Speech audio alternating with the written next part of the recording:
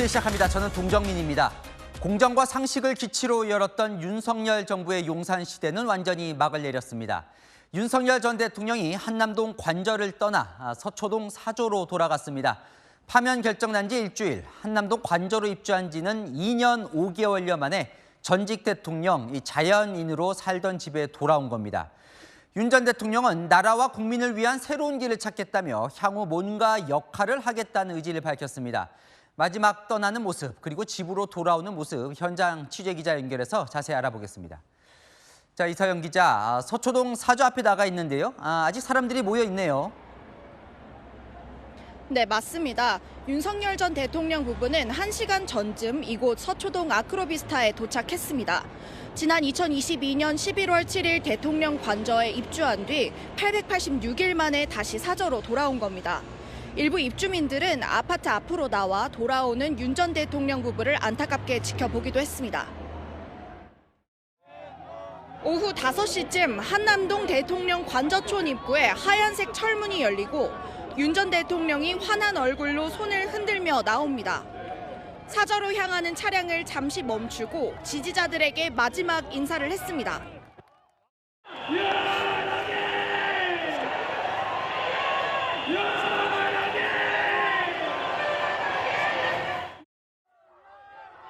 윤 전 대통령은 청년들과 포옹하며 인사했고 지지자들과 일일이 손을 잡으며 마지막 인사를 나눴습니다. 별도의 발언을 하고 싶은 듯 마이크가 없는지 문의하는 듯한 모습도 여러 차례 보였지만 다시 탑승했고 한남대교를 건너면서도 배웅 나온 지지자들에게 손을 흔들었습니다. 윤 전 대통령은 변호인단을 통해 대한민국 국민의 한 사람으로 돌아가 나라와 국민을 위한 새로운 길을 찾겠다며 자유와 번영의 대한민국을 위해 미력 하나마 노력을 아끼지 않겠다는 메시지를 냈습니다. 대통령실 직원들도 관저를 찾아 윤 전 대통령의 마지막 가는 길을 배웅했습니다. 지금까지 서울 서초동 윤 전 대통령 사저 앞에서 전해드렸습니다. 전직 대통령들은 퇴임 후 늘 이런 주택으로 돌아갔습니다. 최대 10년간 받는 경호 편의성도 감안된 결정인데요. 윤 전 대통령은 보신 것처럼 원래 살던 아파트로 들어갔죠. 첫 전직 대통령 아파트 경호는 아무래도 다른 점이 있습니다. 최승현 기자입니다. 윤석열 전 대통령이 서초동 아파트 입구에 내리고 김건희 여사도 하차해 뒤따르는 모습이 보입니다. 아크로비스타 입주민들이 노란 꽃다발을 선물하며 맞이합니다. 전직 대통령 중 처음으로 공동주택 생활이 시작된 겁니다. 경호처도 전례 없는 전직 대통령 공동주택 생활 경호에 착수했습니다. 윤 전 대통령 집뿐 아니라 아파트 입구까지 경호구역으로 설정이 이루어집니다. 따라서 필요할 경우 그 안에선 검문 검색 등이 가능합니다. 보통 경호 인력은 전직 대통령 사저 근처에 새로 경호동을 지어 그 안에서 생활합니다. 하지만 공간이 없다 보니 주변 상가 건물 공실을 확보해 경호 인력을 배치한다는 계획입니다. 3급 부장이 책임자로 인력은 40여 명으로 구성됐습니다. 다만 입주민 불편을 최소화하기 위해 금속 탐지기 설치 등도 반드시 필요할 때만 할 예정입니다. 경호처 관계자는 취임 초기 6개월간 사저에서 지냈던 당시와 비슷한 수준의 경호를 유지하게 될 것이라고 말했습니다.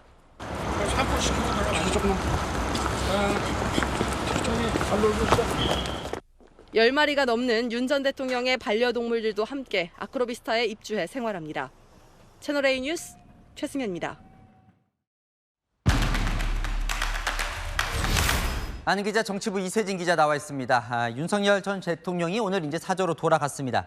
가장 관심은 윤 전 대통령이 이번 대선에서 뭔가 개입할 만한 역할을 할 거냐. 지금 대체 무슨 생각일까요? 네, 오늘 관저를 나오는 모습 어떠셨나요? 지지자들과 포옹하고 손을 흔들고 악수하고 달리는 차량의 창문을 연 채 연신 손을 흔들고 윤 전 대통령의 생각은 명확해 보입니다. 명확하다는 건 무언가 하겠다는 뜻이 지금 보인다는 겁니까? 네, 오늘 떠나는 모습도 그렇고요. 그리고 대한민국을 위해 노력하겠다라는 메시지도 그렇고요. 여기에 최근 측근들이 관찰한 윤 전 대통령의 발언과 감정 등을 종합하면 무언가 역할을 한다는 쪽을 가리키는 것 같습니다. 일단 감정은 무슨 말이에요? 최근 대통령을 만났거나 주변에 있는 이들이 하나같이 말하는 감정이 바로 배신입니다. 계엄과 탄핵 과정에서 느낀 배신감이죠. 주변 사람에 대한 감정인 겁니다. 이철우 경북지사가요, 윤 전 대통령이 충성심을 강조했다는 것과 일맥상통하죠. 자신을 등진 정치인부터 믿었던 헌법재판관까지 배신을 당했고, 그로 인해 못다 이루고 꺾인 과제가 남았다라는 인식이란 취지입니다. 어려울 때 돌아선 사람은 반드시 기억하는 스타일이다. 윤 전 대통령을 잘 아는 인사가 한 말인데 향후 역할에 동력이 될 거라고 하더군요. 뭐 그렇다고 이 배신이라는 감정 하나만으로 역할을 하진 않을 것 같은데요. 네, 맞습니다. 측근들은요, 현실적인 문제도 윤 전 대통령을 움직이게 한다고 하던데요. 취재해보니 어제까지 자신을 따르던 이 정무직 공무원들의 앞길을 걱정했다고 합니다. 본인과 가족의 앞날도 순탄치만은 않죠. 형사재판은 이제 시작인데 현직일 때와 비교하면 방어력이 완전히 달라집니다. 특히 정권이 교체되면 더 깊숙하게 칼날이 들어온다고 보니까요. 대선 승리가 누구보다 중요한 사람이 바로 윤 전 대통령이라는 겁니다. 자, 그러면 본인이 움직이는 게 이 대선에 도움이 된다고 지금 생각한다는 거죠? 네, 맞습니다. 앞서 말씀드린 모든 상황의 전제예요. 윤 전 대통령이나 대통령 측은 역할을 하는 게 대선 승리에 도움이 된다고 판단하는 것 같습니다. 파면은 당했지만 지분도 있다고 보는데요. 윤 전 대통령이 계엄 이후 끌어올렸었던 본인의 지지율, 그리고 탄핵 반대 여론을 한번 보라는 거죠. 결말에 다다를수록 1% 지지도가 아쉬운 후보들 입장에서는 무시할 수 없는 세력이라고 생각하는 겁니다. 보수 세력의 완전한 결집 없이는 대선에서 승리할 수 없고 또 윤석열 없이는 보수 세력의 완전한 결집이 어렵다고 보는 거죠. 자, 그럼 언제부터 나서는 거예요? 만약에 나선다면 경선 때부터 나설까요? 참모진들은요, 사저 정치의 등판 시점, 경선보다는 본선일 가능성이 높다라는 판단입니다. 이재명 민주당 대표와의 1대1 경쟁에서 등장해야 더 명분도 있고 폭발력도 있을 걸로 보는데요. 아직까지 단정할 수는 없습니다. 자, 그러면 윤 전 대통령이 나서는 게 실제로 국민의힘 당도 도움이 된다고 보나요? 당의 생각은 여기서부터 갈립니다. 윤 전 대통령의 심정은 이해하겠다라면서도 안 나서는 게 도와주는 거다라고 봅니다. 목소리를 낼수록 이재명 대 윤석열 구도를 만들고 싶어하는 민주당을 도와주는 꼴이라는 거죠. 한 친윤 중진 의원도 지혜롭게 판단해서 안 나서실 것이라고 말하더라고요. 두 달 안 남은 대선이지만 사저 정치라는 변수가 국민의힘의 리스크가 될지 당에서는 촉각을 곤두세우고 있습니다. 네, 잘 들었습니다. 아는 기자 이세진 기자였습니다. 국민의힘 대선 주자들의 행보가 분주합니다. 5년 만에 당에 돌아온 김문수 전 장관은 의원회관을 돌며 국민의힘 의원과 보좌진과 인사를 나눴습니다. 오세훈 서울시장은 오늘도 약자와의 동행 행보를 이어갔습니다. 김설혜 기자입니다. 지난 9일 입당한 김문수 전 고용노동부 장관이 국민의힘 의원실 문을 일일이 두드렸습니다. 지난 2020년 탈당 후 당내 의원들과 교류가 드물었던 상황에서 지지 기반 다지기에 나선 겁니다. 뭐 앉아서 조금 이야기를 하면 그 의창현 지금 제일 문제는 뭡니까? 김 전 장관은 다음 주 국민의힘 경선 후보 등록을 앞두고 후보 단일화도 가능하다는 뜻을 내비쳤습니다. 뭐 그것도 가능하다면은 좋은 거 아니겠습니까? 다른 후보와 연합은 이런 것들은 당연히 뭐 해야 되고요. 모레 출마 선언을 앞둔 오세훈 서울시장은 연일 정책 행보를 이어가고 있습니다. 이번 주 교육, 청년 취업, 디딤돌 소득 정책 현장에 이어 장애인의 날 기념 행사를 찾았습니다.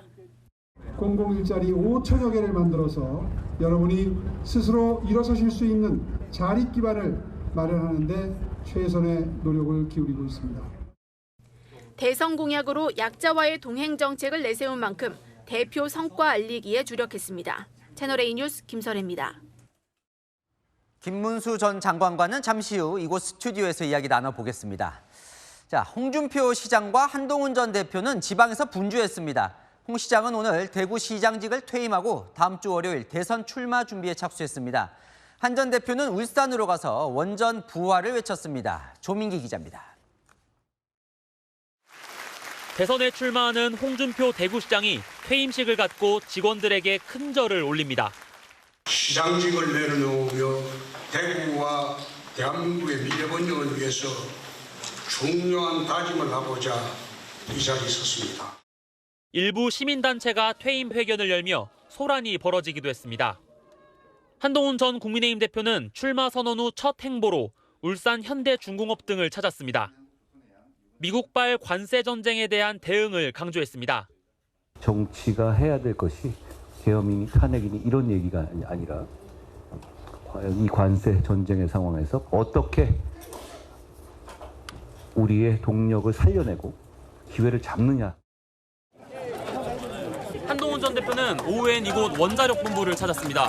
민주당의 탈원전 정책을 막고 에너지 안보를 지키겠다고 강조했습니다. 한 전 대표 측 관계자는 윤 정부의 좋은 정책을 계승하겠다는 의지라고 설명했습니다. 윤 전 대통령 탈당에 대한 생각도 밝혔습니다. 헌법재판소 결정이 나서 그냥 한 분의 당원으로 계시는 거잖아요. 그렇게 뭐 왈가하거나 그렇게 막 주변에서 얘기할 문제는 아니라고 생각해요. 안철수 의원은 구미 박정희 전 대통령 생가를 찾았고 유승민 전 의원은 완전 국민 경선 요구가 받아들여지지 않자 출마 여부를 고민하겠다고 밝혔습니다. 채널A 뉴스 조민기입니다. 친윤 후보는 김문수, 나경원 두 후보로 정리되는 분위기입니다. 나 의원이 오늘 대선은 체제 전쟁이라며 출마를 선언했습니다. 남영주 기자입니다. 거대한 태극기를 배경으로 연단에 오른 나경원 국민의힘 의원이 대선 출마를 공식 선언했습니다. 묻어져가는 대한민국을 바로 세우고 진정한 국민 승리의 시대를 열기 위해 저 나경원 제21대 대통령 선거 출마를 엄숙히 선언합니다. 나 의원은 이번 대선의 본질을 체제전쟁, 제2의 6.25 전쟁이라고 규정하며 대한민국 재건을 외쳤습니다. 강성 우파 지지층을 겨냥한 듯 사전투표 단계적 폐지와 자체 핵무장론을 꺼내들었습니다.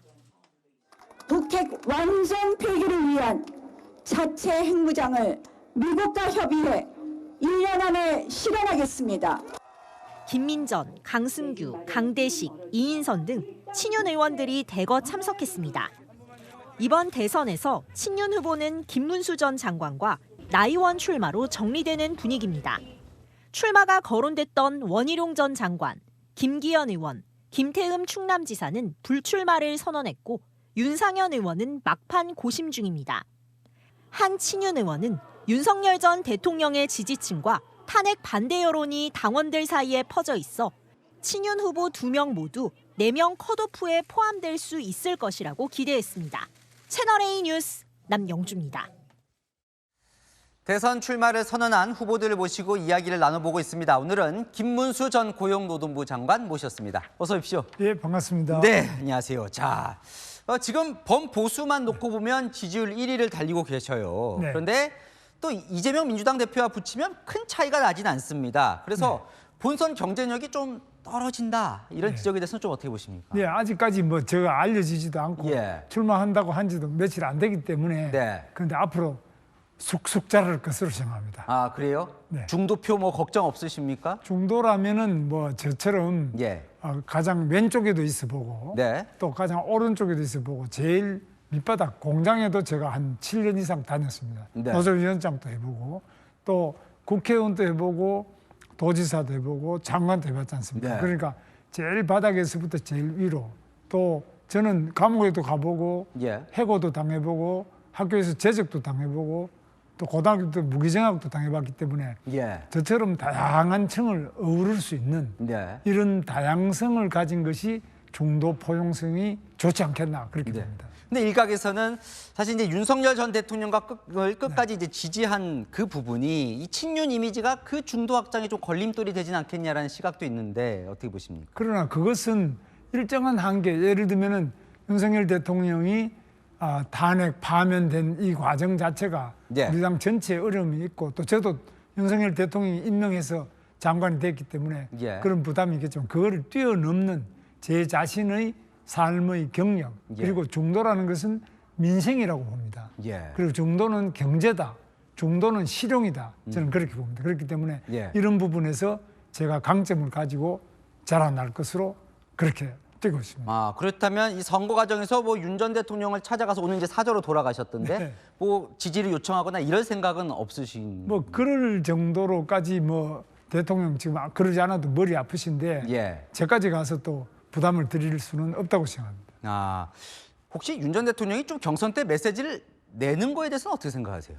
그렇지 뭐 그렇게 하실 가능성은 저는 높지 않다고 보고 있습니다. 왜냐하면 본인 자신이 지금 재판도 받아야 되고 뭐 여러 가지로 좀 형편 자체가 그렇게 좋지 않지 않습니까? 자, 한덕수 권한대행 이제 출마 얘기가 나오는데 오늘 이제 출마를 이제 위해서 그만둔다면 좀 국정에 문제가 있을 수 있다 이런 우려를 좀 하셨는데 그러니까 국정 공백을 좀 우려하시는 거예요. 그렇습니다. 지금 한덕수 총리가 지금 민주당에서 과거처럼 또 탄핵을 또 하겠다. 그래서 곧 내일 바로 탄핵 표결을 한다. 이 정도쯤 되고 통과될 가능성이 있다 이런 보는데 지금 한덕수 총리를 탄핵할 가능성은 지금 거의 없죠. 왜냐하면은 국민의힘에서도 한덕수 권한대행 탄핵에 거기 동참할 사람이 없을 거예요. 그렇기 때문에 뭐 민주당에서도 또 반대도 있고 이래서 잘 안 된다면은 그렇다면은 한덕수 권한대행처럼 평생을 공직자로 살아왔는데 지금 내가 정치를 해야 되겠다. 또 이 권한대행 그만두고 나가겠다 이렇게 말씀하실 분이 아니다. 왜냐하면 이분은 앞만 보고 정말 앞만 보고 살아오신 분입니다. 절대 옆을 보거나 이렇게 본 분이 아니기 때문에 응할 가능성이 저는 거의 없다 이렇게 보고 있습니다. 근데 당장은 아니더라도 나중에 이제 무소속으로 출마하신 다음에 국민의힘 최종 후보와 이게 단일화 뭐 이런 얘기도 나옵니다. 혹시 그렇게 된다면 좀 같이 단일화 이런 논의를 할 생각은 있으시고요? 뭐 그건 즐거운 상상인데 그렇지 않아도 저는 한덕수 총리와 일을 같이 해본 사람으로서 이분은 아주 공무원 중에서 정말 정통 공무원이고 가장 모범 공무원이기 때문에 옆눈을 보지 않고 항상 앞을 보고 평생을 살아오셨던 분인데 지금 또 옆을 쳐다보기에는 너무 여러 가지로 좀 옳지 않은 그런 걸 생각하실 겁니다. 빅텐트론에는 동의하시는 거죠? 보수가 다 뭉쳐야 된다. 텐트가 클수록 더 비도 피하기 좋고 더 안전하지 않습니까? 그래서 빅텐트는 뭐 저는 찬성합니다. 뭐 거기에는 뭐 이준석 개혁신당 의원이나 뭐 유승민 전 의원이 다 포함이 되는 겁니까? 그렇습니다. 이재명 후보를 꺾을 사람이 있다면 이준석만이 아니라 누구라도 뭐 전혀 새로운 신인이라도 우리는 모두 그 텐트 안에 모셔야 된다고 생각합니다. 좀 이제 얘기들 많이 좀 궁금해하는 대목들이 있을 것 같아서 혹시 우파 진영 일부에서 이 부정선거 의혹을 계속 제기를 하는데 혹시 좀 부정선거 의혹에는 좀 동일하시는 편이신가요? 부정선거 의혹 자체가 검증돼서 나온 건 아주 몇 개 안 됩니다. 그러나 그럴 가능성에 대해서 문제를 제기할 때는 우리 공무원들은 누구라도 문제를 제기할 때는 그것이 아니다는 것을 입증해서 보여줄 책임이 있습니다. 그래서 이것이 공무원들이 민원을 대하는 기본인데 이번 선관위는 그런 점에서 많은 집단 민원이라고 그러죠. 여러 사람이 문제를 제기하고 그 상당한 합리적인 근거가 있다 싶은데 그런 것들을 충분하게 검증하고 또 잘 민원을 제기하는 분들한테 보여주고 함께 검증하는 이런 과정이 좀 부족했어요. 그럼 더 해야 된다. 나경원 뭐 의원 같은 경우는 단계적으로 오늘 사전 투표를 좀 폐지하는 방안도 냈거든요. 거기에 대해서는 어떻게 보십니까? 폐지하는 쪽보다는 제가 볼 때는 이 사전 투표의 문제점, 예를 들면 관외 사전 투표는 서울 사는 사람 부산 가서 투표한다 이런 건 건데 그다음에 그 투표함을 이 서울까지 보내는 과정, 또 투표지를 보내는 것 이런 여러 가지 문제가 많이 있기 때문에 이런 것들을 충분하게 고치거나 또 국민들이 납득할 때까지 고쳐보고 안 될 때는 폐지할 수 있다고 봅니다. 그러나 그 폐지는 법을 바꿔야 되기 때문에 여야 간에 합의가 돼야 됩니다. 합의가 돼야죠. 홍준표 시장은 헌법재판소 폐지도 주장을 하고 있는데 헌법재판소에 대해서는 좀 어떻게 보십니까? 헌법재판소가 사실 여러 가지 문제를 많이 우리들한테 보여줬습니다. 절차상의 문제, 또 그리고 이번에도 보면은 늘 박근혜 대통령도 늘 8대 0인데 예. 정말 소수 의견이 없느냐. 네. 좀 이상하지 않습니까? 서로 간에 굉장히 바깥의 국민들 사이에는 서로 다른 의견이 많이 있는데 예. 헌법재판관들은 늘 8대 0. 예. 이것도 좀 왜 그러냐 예. 의혹이 많이 있습니다. 그래서 이런 부분에서 신뢰성이 조금 약한 점이 있습니다. 네. 그런 점을 고쳐 나가야 된다고 보는데 그게 과연 폐지로까지 가야 되느냐 예. 이런 부분은 헌법을 고쳐야 되기 때문에 그렇죠. 상당한 국민적 합의가 있어야 될 것으로 봅니다. 네. 이 질문도 또 나올 수밖에 없을 것 같습니다. 장관님이 이제 도지사 시절에 그 119에 전화를 거셔서 네. 나 도지사인데 하는 것 때문에 뭐 갑질 논란이 당시에 있었거든요. 그렇습니다. 그 부분은 어떻게 된 거예요? 그거는 이제 도지사가 119의 총지휘자인데요. 예. 지휘자가 그 119에 전화를 해서 제대로 되는지 이런 걸 하기 위해서 제가 경기도지사 김문수입니다 이렇게 했는데 그럼 상대방은 자기가 누군지를 서로 이렇게 네. 주고받으면서 그다음 업무를 시작하는데 이 소방관이 제가 전화한 걸 이건 완전히 장난 전화가 아니냐 이렇게 네. 해서 전혀 뭐 거기 장난 전화 취급을 해서 문제가 안 돼서 제가 여러 가지로 불편하게 해드린 점이 있는데 네. 우리 소방관들이 고생하는데 불편한 점을 끼친 점에 대해서는 네. 상당히 송구스럽게 생각합니다. 예. 5년 만에 오늘 당에 가보시니까 어떠십니까? 오늘 회관 좀 돌아다녀 보셨잖아요. 예, 뭐 회관은 네. 뭐 제가 국회의원 할 때도 그렇지만은 장관 할 때도 자주 이제 네. 국회의원실 자주 가는데 당사도 뭐 오랜만에 가기도 했지만은 예. 그러나 전체적으로 지금 정치의 계절이 왔기 때문에 다 이 활기도 차고 예. 저는 우리나라 정치가 국민들의 믿음을 충분하게 받을 수 있는 그런 성숙한 정치로 성장하고 있는 중이라고 생각합니다. 네. 이 아픔 속에서 우리 정치가 쑥쑥 커나갈 것으로 기대하고 세계 최고의 정치를 보여드리기 위해서 예. 노력하겠습니다. 자, 마지막 질문이 될 것 같은데요. 결국 이제 상대가 이재명 전 민주당 대표가 될 가능성이 큰 상황이면 다른 국민의힘 후보들보다 어떤 점에서 강점이 있으십니까? 이 전 대표와 맞서는 데 있어서. 뭐 저는 이재명 대표처럼 자기 형님을 정신병원에 보낸다든지 네. 뭐 형수한테 쌍욕한다든지 네. 또는 뭐 조그마한 대장동 같은 거 개발하면서 많은 사람들이 그 의혹이 있고 국민적 의혹을 받는다 이런 건 없지 않습니까? 예. 저는 그 대장동, 백현동 이런 거에 비하면 수십 배 큰 광교 신도시 또 판교 테크노밸리 평택의 삼성 고덕 반도체 단지 또 파주의 LG LCD 단지부터 시작해서 많은 개발을 했습니다. 그리고 이 과정에서 단 한 번도 의혹이 없었고요. 네. 제 측근이 뭐 의문사를 한다든지 수사를 받는다 이런 것도 없습니다. 그래서 그만큼 저는 청렴하면은 영생할 것이고 네. 부패하면 즉사할 것이다. 네. 이걸 아주 화장실에도 전부 써붙여 놓고 명함에도 다 그래 써서 청렴도 꼴찌의 우리 경기도를 네. 최고의 경기도로 제 재임 중에 다 바꿔냈습니다. 그래서 이런 점에서 가장 대비가 될 거로 생각합니다. 알겠습니다. 이재명 대표의 형 관련 언급은 또 본인들은 좀 부인하고 있으니까요. 그 부분은 조금 참조를 하면 좋겠습니다. 오늘 말씀 여기서 마무리하겠습니다. 김문수 전 고용노동부 장관이었습니다. 나와주셔서 감사합니다. 네, 감사합니다. 네, 이재명 전 민주당 대표가 오늘 비전 선포 회견을 가졌습니다. 3년 전과 제가 달라졌다고 했습니다. 그러니까 공정보다는 성장이라며 한국을 퍼스트 무브로 만들겠다고 했는데요. 경선 캠프 구성도 3년 전과는 확연히 달라졌습니다. 이준성 기자입니다. 이제 대한민국은 세계가 주목하는 퍼스트 무버로 거듭날 것입니다. 이제부터 진짜 대한민국입니다. 지금은 이재명입니다. 이재명 전 민주당 대표가 국회에서 대한민국을 선도국가로 만들겠다는 비전을 발표했습니다. 3년 전 출마했을 때와는 국가 상황도 본인 스스로도 달라졌다고 말했습니다. 당시에는 공정성에 좀 주안점을 뒀다면 이제는 성장에 좀 더 무게 중심을 옮겼다고 할 수 있겠죠. 이재명이 좀 달라졌겠죠. 좀 더 절박해졌고 좀 더 간절해졌고 좀 더 큰 책임감을 느끼고 있습니다. 경선 캠프 구성도 확 달라졌습니다. 이낙연 후보와 경쟁이 치열했던 지난 대선 경선 때는 세 대결이 치열했습니다. 당시 이 전 대표 캠프에 합류한 의원은 50여 명입니다. 이번엔 20여 명으로 숫자도 줄였고 친명계 색깔도 뺐습니다. 선거대책위원장은 5선 윤호중 의원이 맡았습니다. 당내 전략통으로 꼽히는 3선 강훈식 의원과 문재인 청와대 출신 박수현, 한병도 의원도 합류했습니다. 이 전 대표는 충청 인사 중용을 강조했습니다. 제 처가 동네인 우리 충청의 인물이십니다. 강훈식 총괄본부장입니다. 역시 충청 분이신데요. 박수현 공보단장이십니다.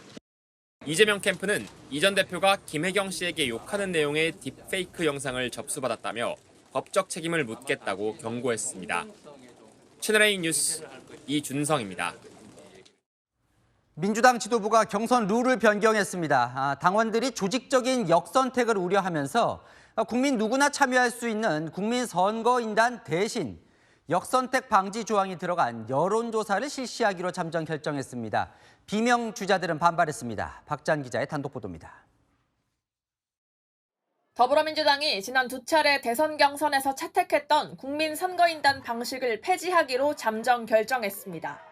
국민선거인단에는 누구나 참여할 수 있어 당원들의 지지가 상대적으로 낮은 비명계 후보가 선호합니다. 앞서 이재명 전 대표 지지자를 중심으로 전광훈, 전한길, 신천지 조직 등이 대거 들어와 민주당 경선 과정을 왜곡할 수 있다는 주장이 제기됐습니다. 지난 대선 경선 당시 이 전 대표가 3차 선거인단 투표에서 이낙연 전 총리에게 크게 밀린 게 불안감으로 작용했다는 분석입니다. 이 전 대표 캠프의 한 의원은 지금은 보수 세력 조직화가 지난번보다 훨씬 강화됐다며 역선택이 충분히 일어날 수 있다고 주장했습니다. 민주당은 대신 권리당원 50%, 일반 국민 여론조사 50% 방식을 채택하기로 잠정 결정했습니다. 민주당 관계자는 여론조사 모수를 1,000명에서 3,000명으로 확대하고 날짜를 길게 하는 방식을 고려 중이라고 했습니다. 어느 누구도 흔쾌히 받아들이기는 어려운 안을 만들어 씁니다, 결과적으로. 그게 비난의 가능성이 클 거라고 생각합니다. 김동연 경기지사와 김두관 전 의원 측은 이재명 들러리 세우기라며 반발했습니다. 민주당은 내일 오후 2시 최종 의결을 할 방침입니다. 채널A 뉴스 박자은입니다. 네, 국민의힘에선 한덕수 권한대행 출마론이 거세지고 있습니다. 총리실은 국정 운영에 집중하고 있다는 입장만 되풀이하고 있는데요. 출마 가능성은 완전히 배제하지는 않는 분위기입니다. 이다혜 기자입니다. 한덕수 대통령 권한대행은 대선 출마 가능성을 두고 공식적인 입장은 여전히 내놓지 않고 있습니다. 오늘 대한민국 임시정부 수립 106주년 기념식에 참석해서는 미래와 통합을 강조했습니다. 나라 안팎으로 매우 엄중한 상황에 놓여 있습니다. 대한민국을 아름답고 풍요로운 공동체로 만들기 위해 미래를 여는 상생의 꽃을 심어야 할 것입니다. 총리실 관계자는 기류가 달라진 건 없다며 현안 대응에 집중하고 있다고 말을 아꼈습니다. 정치권은 한 대행의 출마설로 연일 들썩이고 있습니다. 오늘 발표된 장내 정치 지도자 선호도 조사에서 처음 이름을 올리기도 했습니다. 이준석 개혁신당 대선 예비 후보와 오세훈 서울시장, 국민의힘 안철수 의원과 함께 2%를 기록한 겁니다. 한 대행 측도 대선 출마 가능성을 완전히 닫지는 않는 분위기입니다. 출마 가능성을 묻는 질문에 한 대행은 그런 일이 있으면 알려드리겠다고 말한 것으로 전해졌습니다. 총리실도 미국 도널드 트럼프 대통령이 한 대행을 유력 대선 후보로 소개받았고 대선 의향을 물었다는 보도에는 무대응으로 일관했습니다. 트럼프 대통령이 우리나라에 특사단을 보내겠다는 취지로 말했다는 외교 사안 관련 보도에는 즉각 사실이 아니라며 반박한 것과는 대조적입니다. 총리실 내부에선 한 대행이 출마를 하지 않더라도 명확한 입장을 내지 않는 게 국정 운영에 유리하다는 목소리도 있습니다. 채널A 뉴스 이다혜입니다. 네, 이런 가운데 한 권한대행의 출마를 요구하는 국민의힘 목소리가 집단 행동까지 이어질 분위기입니다. 경선 후보 등록 하루 전인 일요일 현역 의원 50명이 한 대행 출마 촉구 성명을 낸다는데요. 당내 다른 대권 주자들 불편한 기색을 드러냈습니다. 백승현 기자입니다. 국민의힘 의원들이 한덕수 대통령 권한대행의 대선 출마를 촉구하는 공동성명을 발표하기로 했습니다. 당 관계자는 13일 일요일 오후 3시 국회 소통관에서 기자회견을 열고 한대행 출마를 촉구하는 성명을 발표할 것이라며 의원 50여 명이 이름을 올렸다고 말했습니다. 한 의원은 한대행 출마가 절반 이상 넘어왔다는 이야기가 들린다며 이 정도 압박이면 출마하지 않겠냐고 기대했습니다. 다른 대선 주자들은 한대행 출마를 경계하는 분위기입니다. 지금 이 나라가 리더십이 흔들리는데 이 속에서 지금 바로 또 본인이 대통령 출마하겠다고 하면 안 될 것 같습니다. 본인이 말씀 안 하시는데 주변에서 그렇게 해서 그 집중력을 흐트러 놓을 필요는 없다라고 저는 생각해요. 오세훈 서울시장은 되도록이면 많은 분이 경선에 참여하면 좋겠다면서도 특혜는 안 된다는 뜻을 밝혔습니다. 특정 경선 후보자에 대해서 어떤 더 큰 혜택을 드리거나 하는 것은 쉽지 않을 거고요. 한 정치권 관계자는 한대행이 출마할 경우 대통령 지지층표를 가져갈지 중도표를 가져갈지 확실치 않다 보니 모든 후보들이 긴장해야 하는 상황이라고 말했습니다. 채널A 뉴스 백승현입니다. 네, 경기도 광명시 신안산선 지하철 공사 현장이 붕괴됐습니다. 현장 작업자들이 고립된 걸로 전해졌는데요. 취재기자 연결해서 자세한 소식 알아보겠습니다. 네, 최다은 기자, 인명피해가 없어야 할 텐데 지금 구조가 진행 중인가요? 네, 제 뒤로 보이는 것이 붕괴 사고가 발생한 현장입니다. 이곳에 경찰이 통제에 나서면서 자세히 보이지는 않지만 지면 위 시설들이 빨려 들어가듯 무너졌고 도로도 쩍쩍 갈라진 채 가라앉았습니다. 현장 작업자 2명이 아직 구조되지 못하고 있는데요. 이 중 1명은 연락조차 두절된 상황입니다. 붕괴 사고가 발생한 건 오후 3시 13분쯤인데요. 채널A가 입수한 사고 당시 영상을 보시면요. 1차 붕괴 이후 먼지가 자욱하고 가스가 새는 냄새가 나는 정황이 담겨 있습니다. 가스 샌다고! 가까이서 보니 도로도 여러 갈래로 금이 간 채 가라앉았습니다. 그로부터 몇 분 뒤 2차 붕괴로 추정되는 정황도 담겨 있는데요. 큰 소리와 함께 작업자로 추정되는 사람들이 어디론가 소리치는 모습이 담겼습니다. 진출이 리프트가 있는데 그게 지금 부서진 것 같습니다. 쾅! 2번 나서요. 한 번 넘어가고 2번째는 컨테이너까지 싹 무너졌고 그냥 뭐랄까 맨홀 속으로 그냥 건물이 그냥 쏙 들어. 터널 공사 현장이 붕괴되면서 구덩이가 생겨났는데요. 소방당국에 따르면 붕괴 당시 지면 위에는 6명이 있었습니다. 이 중 2명이 아직 구조되지 못했고 1명은 연락마저 두절된 상태입니다. 소방당국은 수색 작업을 이어갈 방침입니다. 지금까지 경기 광명시 신안산선 공사 붕괴 현장에서 전해드렸습니다. 그런데 이미 붕괴 징후가 있었다는 지적이 나옵니다. 어젯밤 터널 공사 현장에 기둥이 부서진 건데요. 광명시는 사고 발생 3시간 전에도 싱크홀 위험은 없다며 주민들에게 대피령도 내리지 않았습니다. 이 소식은 홍지혜 기자가 취재했습니다. 현장을 빠져나오는 공사장 인부들. 1시간 뒤 이들은 손전등을 비추며 도로를 확인합니다. 어젯밤 9시 50분쯤 경기 광명시의 신안산선 지하공사장에서 터널 공사 현장 기둥이 파손된 이후 점검에 나선 겁니다. 경찰은 사고 현장에서 혹시 모를 위험에 대비해 1km 구간 도로를 통제하는 조치를 취했습니다. 하지만 광명시는 브리핑에서 위험한 수준은 아니라고 밝혔습니다. 그러니까 싱크홀 정도의 그런 위험한 수준은 아닌 걸로 그렇게 저는 지금 보고를 좀 받았고요. 또 인근 주민과 상인들에게는 대피령이 내려지지 않았습니다.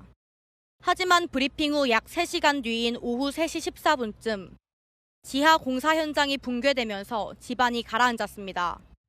근처 시설물과 상가 건물 등이 기울어지거나 일부 훼손됐습니다. 점점 그 땅꺼짐이 있는 것 같아가지고 지금 어떻게 될지 막막하네요. 근데 겁이 나가지고 일단 들어가지 못하고. 붕괴 이후 광명시청 관계자는 채널A와의 전화에서 오전에 점검했을 땐 그런 예측이 전혀 없었다고 밝혔습니다. 광명시는 붕괴 이후 주변 아파트에 주민 대피 명령을 내렸고 주민들은 학교와 시민체육관으로 이동했습니다. 채널A 뉴스 홍재입니다. 공공장소 흉기 소지죄. 공공장소에 흉기를 들고 다니기만 해도 처벌받는 법이 지난 화요일부터 시행됐는데요. 사흘 만에 최소 4명이 현행범으로 체포됐습니다. 홍진우 기자입니다. 캄캄한 밤, 남성이 흉기를 들고 골목을 서성입니다. 신고를 받고 출동한 경찰이 경고합니다. 칼 버리라고! 잠시 고민하던 남성은 흉기를 버립니다. 어젯밤 9시쯤 경남 창원 한 주택가에서 50대 남성이 흉기를 들고 공포감을 조성한 혐의로 경찰에 체포됐습니다. 50대 남성은 집에서 흉기를 들고 나와 골목길을 10여 분 정도 돌아다녔습니다.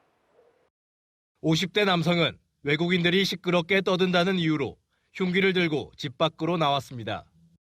자기가 잠을 좀 못 자겠다 뭐 이런 생각이 들었나 보죠. 예, 그래서 이제 그냥 술이 좀 취한 상태였거든요. 빠르게 걷고 있는 남성을 보자 행인들이 도망칩니다. 남성의 손에는 28cm 길이의 흉기가 들려 있습니다. 남성은 행인이 자신을 노려봤다고 생각해 흉기를 들고 뒤쫓아 간 것으로 전해졌습니다. 이 40대 남성도 공공장소 흉기 소지죄로 현행범으로 체포됐습니다. 지난 8일부터 공공장소에서 정당한 이유 없이 흉기를 드러내 불안감이나 공포감을 일으키면 처벌받습니다. 지난 2023년 신림역과 서현역 등 공공장소에서 범죄가 잇따르자 공공장소 흉기 소지죄가 시행된 겁니다. 이 법으로 나흘 만에 최소 4명이 현행범으로 체포돼 조사를 받고 있습니다. 채널A 뉴스 홍진우입니다. 만취한 승객만 골라 태운 뒤 승객이 잠든 새 가짜 토사물을 뿌려 합의금을 뜯어낸 택시기사가 경찰에 붙잡혔습니다. 이렇게 갈취한 돈이 1억 원이 넘었는데 승객으로 위장한 경찰에 딱 걸렸습니다. 강고인 기자입니다. 마트에서 쇠고기죽과 커피를 산 남성. 봉지 안에 죽과 커피를 섞습니다. 택시 운전석에 탄 남성은 섞은 죽과 커피를 자신의 얼굴과 의자에 골고루 묻힙니다. 뒷자리에서 잠든 듯한 승객의 어깨에도 묻히더니 승객을 흔들어 깨웁니다. 뭐야 오바이트 다 해놓고 갈라차고. 폭행까지 당했다고 허위로 주장합니다. 경찰서 가면 사장님 구속돼 이거 사장님 벌금도 1,000만 원 운전하는데 건들면은. 만취 승객을 가짜 토사물로 속이고 합의금을 받으려던 겁니다. 택시기사는 서울과 경기, 충청 등의 지역에서 만취 승객을 선별해 택시에 태운 뒤 범행을 저질렀습니다. 하지만 택시기사의 범행은 승객으로 위장한 경찰에 덜미를 잡혔습니다. 택시기사는 합의금과 세차 비용, 파손된 안경 구입비 등 명목으로 승객 1명당 최대 600만 원씩 합의금을 받아왔습니다. 이렇게 합의금을 뜯어낸 승객만 160여 명, 피해액은 약 1억 5천만 원에 달합니다. 경찰은 남성을 체포해 상습 공갈 혐의로 검찰에 구속 송치했습니다. 채널A 뉴스 강보인입니다. 미국이 중국에 상호 관세 125%를 매긴 지 하루 만에 정확한 관세율은 145%라며 더 큰 폭탄을 투척했습니다. 중국도 참지 않고 관세율을 84%에서 125%로 올렸는데요. 미중 관세 전쟁이 최악으로 치닫는 가운데 트럼프 대통령, 다른 나라들에는 관세 유예 기간을 늘릴 가능성을 열어뒀습니다. 워싱턴에서 최주연 특파원이 전합니다.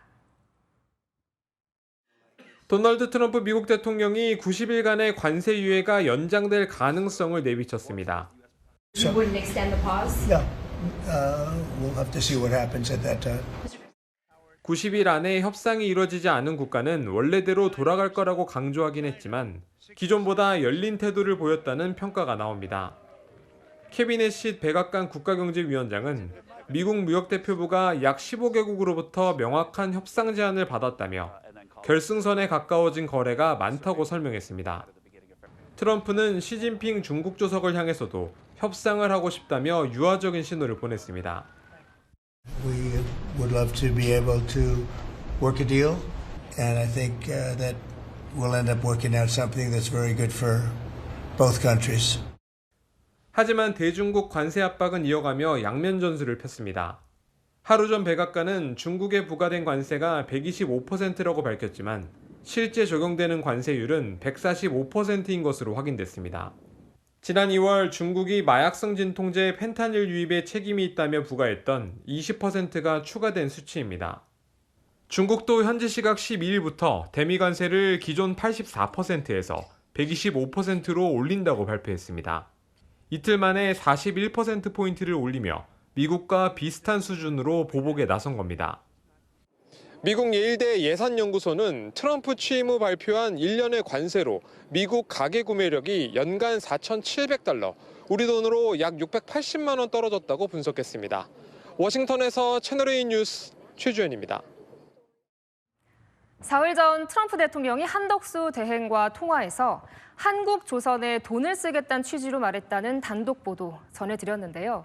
LNG선 분야에서만 157조 원 규모의 시장이 열릴 거란 기대감이 높아지고 있습니다.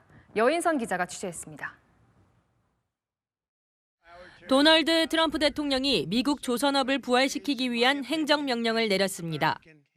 We have countries that do very well at building ships, and we'll be dealing with those countries, and we may be ordering top-of-the-line ships from those countries.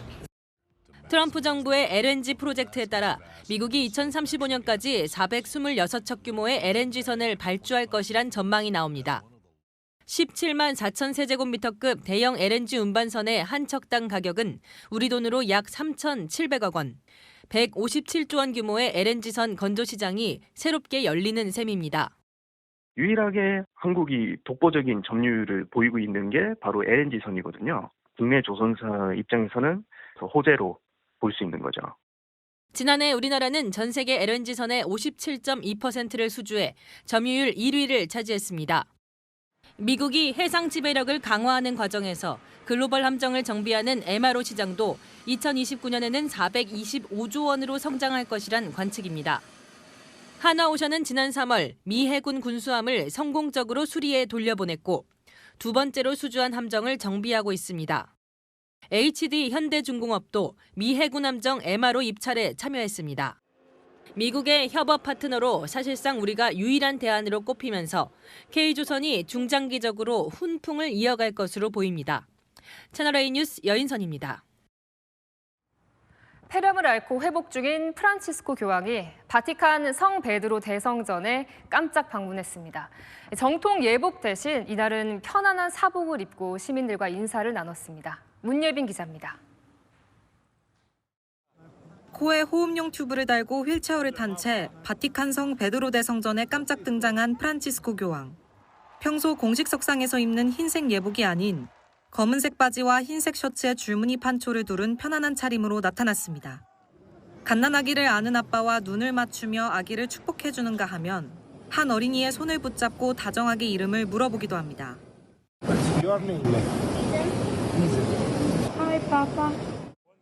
잠깐의 등장이었지만 소식이 빠르게 퍼지면서 신도들이 순식간에 몰려들기도 했습니다. 교황청은 교황이 몸짓으로 주변 사람들에게 애정과 친밀감을 전달했다고 밝혔습니다. 교황은 대성전 복원 작업을 직접 확인하고 비오 10세 교황 무덤에서 몇 분간 기도한 뒤 돌아갔습니다. 폐렴으로 입원했던 교황이 지난달 23일 퇴원한 뒤 공개적으로 모습을 드러낸 건 지난 6일에 이어 이번이 두 번째입니다. 의료진은 최소 2달 동안 외부 활동을 자제할 것을 권고했지만 교황은 나흘 만에 다시 모습을 보이며 활동폭을 점차 넓혀가고 있습니다. 채널A 뉴스 문예빈입니다. 미국 뉴욕 허드슨 강에 헬기 한 대가 추락했습니다. 스페인 관광객 가족이 타고 있었는데 조종사까지 탑승객 전원이 숨졌습니다. 뉴욕에서 조아라 특파원입니다. 헬리콥터의 회전 날개가 기체와 분리돼 허공을 혼자 돌며 떨어집니다.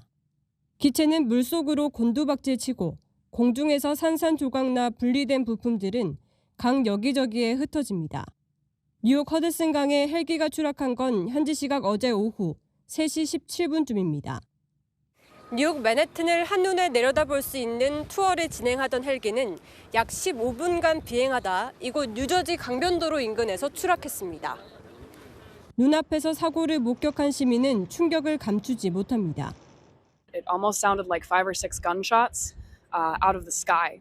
So I looked out my window and I saw a helicopter falling to pieces. They all smashed into the water. 사고 헬기에는 조종사를 포함해 6명이 타고 있었는데 스페인 국적의 지멘스 모빌리티 CEO 아구스틴 에스코바르 부부와 세 자녀로 밝혀졌습니다. 이 중 4명은 현장에서 사망했고 나머지 2명은 병원으로 이송됐지만 결국 숨졌습니다.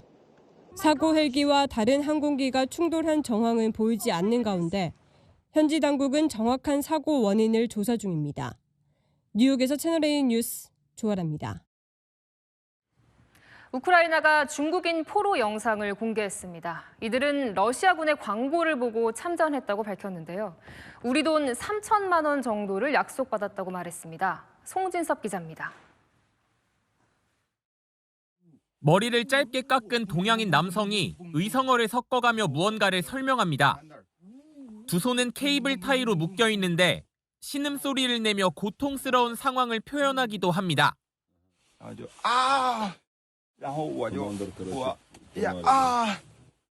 우크라이나가 전장에서 생포한 2명의 중국인을 신문하는 장면을 이들의 여권과 함께 공개했습니다. 俄罗斯人指挥我们没有我自始至终都没有开过一枪. 우크라이나는 포로 중 1명은 인터넷 광고를 보고 자원 입대했다며 1년에 200만 루블, 우리 돈 약 3,400만 원의 보수를 약속받았다고 덧붙였습니다. 실제로 중국 SNS에서는 러시아 용병 모집 광고를 쉽게 찾아볼 수 있습니다. 군복을 입은 백인 남성의 영상에 중국어 자막이 붙어 있는데 당신도 이들처럼 남자라는 문구와 함께 급여와 연락처 정보가 적혀 있습니다.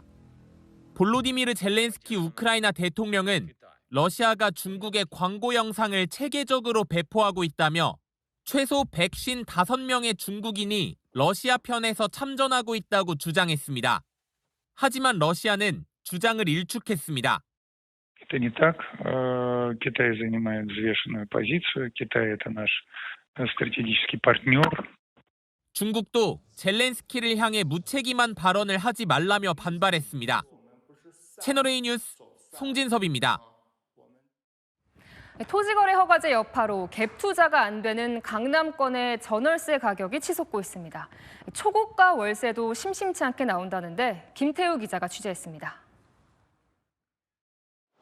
지난 2월부터 입주가 시작된 서울 강남구의 한 아파트 단지입니다. 토지거래 허가구역으로 재지정된 후 매매가 제한되자 월세 문의가 늘고 그만큼 가격도 올랐습니다. 월세는 400만 원. 전세들은 거의 혹시 들어도 큰 부담감이 없다고 생각합니다. 이 아파트는 현재 104제곱미터짜리 월세가 보증금 20억 원, 월세 200만 원에 나와 있는데요. 같은 면적의 또 다른 매물은 보증금이 5억 원인 대신 월세는 900만 원입니다.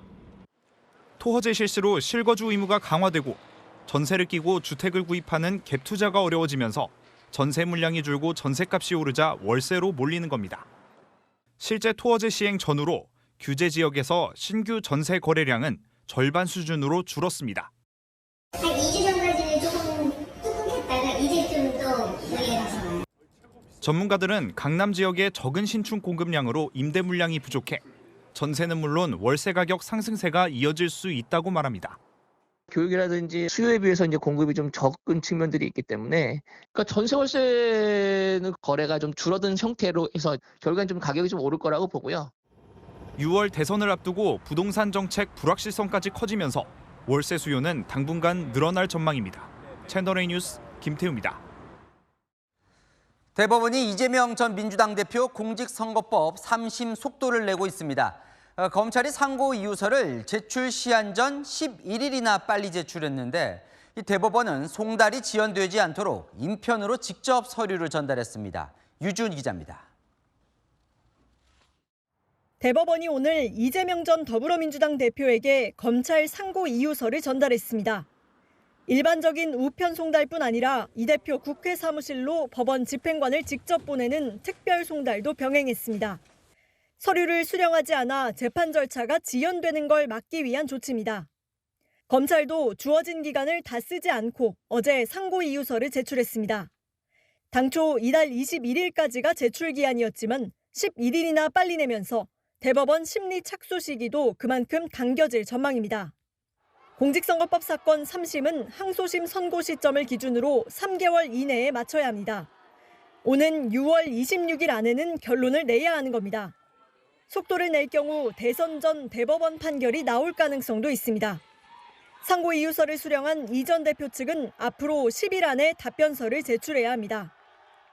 대법원이 조만간 주심 대법관을 지정하면 이 전 대표 상고심 심리는 이달 안에 본격적으로 시작될 전망입니다. 채널A 뉴스 유주은입니다. 오늘 사저로 돌아간 윤석열 전 대통령, 다음 주 월요일에 내란 혐의 첫 재판이 열립니다. 포토라인에 서느냐가 관심이었는데요. 비공개 출석할 가능성이 높아졌습니다. 송정현 기자입니다. 지난 4일 헌법재판소 파면 결정으로 전직 신분이 된 윤석열 전 대통령. 탄핵 심판은 끝났지만 오는 14일부터는 내란 혐의 형사재판이 시작됩니다. 하지만 윤 전 대통령이 포토라인에 서는 모습은 보기 어려울 전망입니다. 법원은 윤 전 대통령 측이 비공개 출석을 요청하면 받아주기로 방침을 정했습니다. 통상 형사재판 피고인은 지상 출입구를 이용하지만 윤 전 대통령은 신변 안전 문제를 해소하기 위해 별도 경로를 제공하겠다는 겁니다. 과거 이명박 박근혜 전 대통령은 구속 상태였기 때문에 공개 출석 문제가 생길 여지가 없었습니다.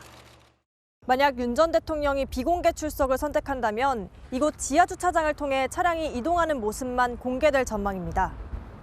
법원 청사 보안도 강화됩니다. 오늘 오후 8시부터 14일 자정까지 일반 차량의 경내 출입을 전면 금지하고 출입구도 한 곳을 제외하곤 모두 폐쇄할 예정입니다. 재판 당일에는 신분이 확인되는 사람만 입장할 수 있습니다. 정식 재판은 피고인 출석 의무가 있지만 윤 전 대통령 측은 14일 출석 여부를 아직 밝히지 않고 있습니다. 채널A 뉴스 송정현입니다. 성혜란 기자와 여랑야랑 시작합니다. 첫 번째 주제 보겠습니다. 정치를 알 만큼 아는 두 원로가 뭐를 또 알았을까요? 네, 바로 한덕수 권한대행인데요. 오늘 두 사람 한대행 대선 출마 두고 정반대 의견 냈습니다. 먼저 청와대에서 한솥밥 먹은 20년 지기 박지원 의원, 한대행이 이 사람의 시나리오대로 움직이고 있다고요. 제발 옛날의 한덕수로 돌아가세요.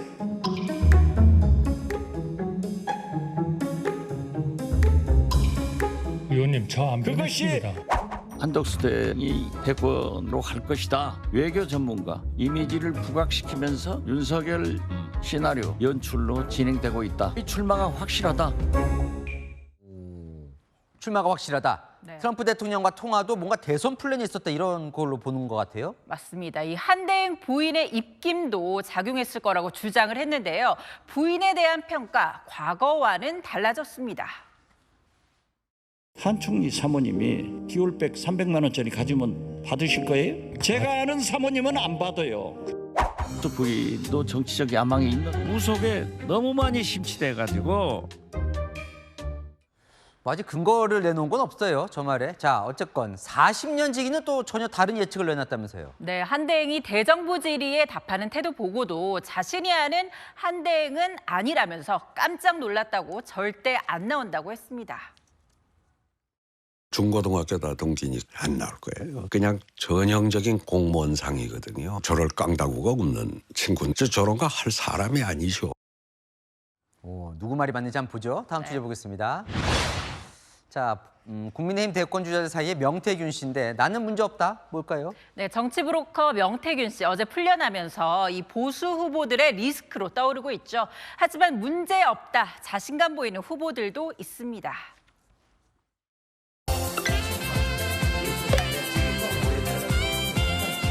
역시 명태균 같아요. 얼마나 또 이상한 소리를 갖다서 해가지고 내가 아이 참 그래서 고생하십니다. 명태균 측 한동훈을 한 방에 날릴 카드를 가지고 있다. 그 한 방 언제 나온지 모르겠습니다.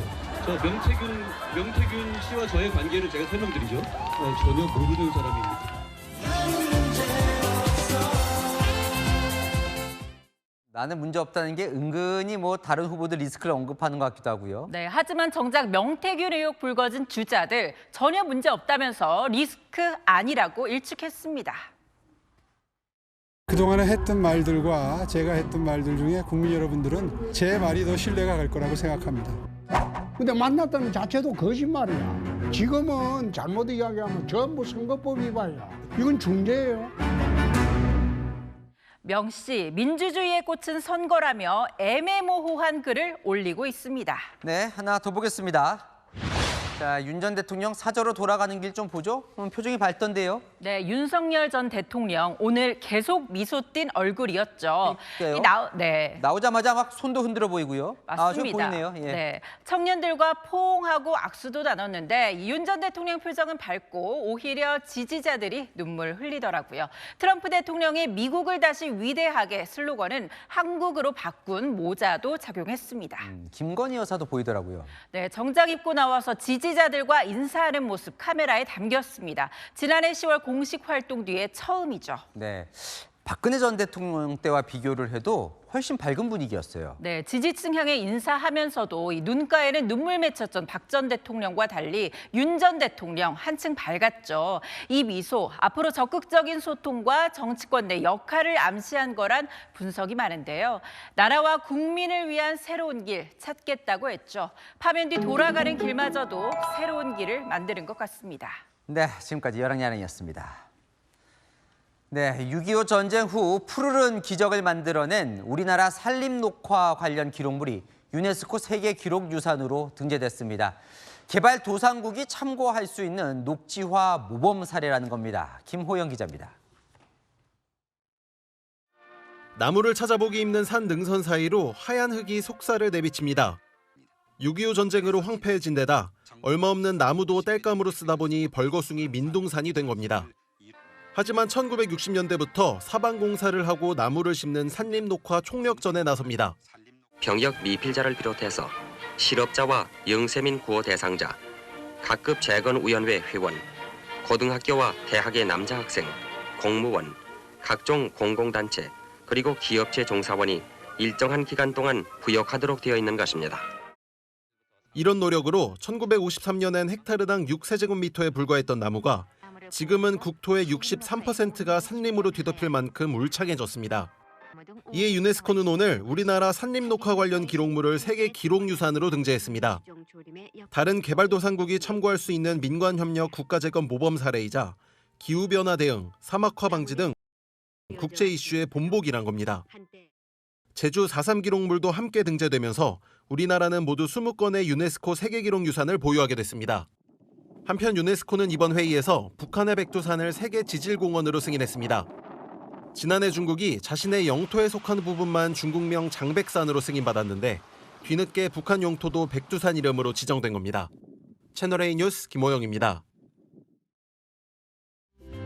오늘 화창하다 못해 살짝 더운 초여름 날씨였습니다. 서울은 24.2도까지 올라 5월 중순만큼 따뜻했는데요.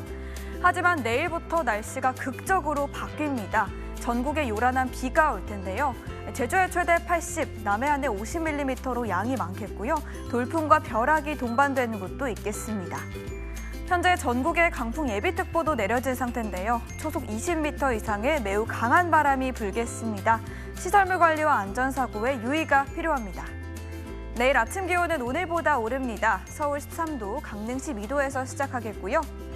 비 오면서 낮 기온은 오늘보다 내려갑니다. 서울 20도, 대구 22도가 되겠습니다. 그리고 모레 아침에는 서울 4도로 하루 만에 10도 가까이 뚝 떨어지는데요. 바람 때문에 체감온도는 영하권이 되겠습니다. 모레부터 중부는 때 아닌 봄눈이 올 수도 있습니다. 눈비는 월요일까지 오락가락 이어질 전망입니다. 날씨였습니다. 뉴스에 마칩니다. 시청해주셔서 감사합니다.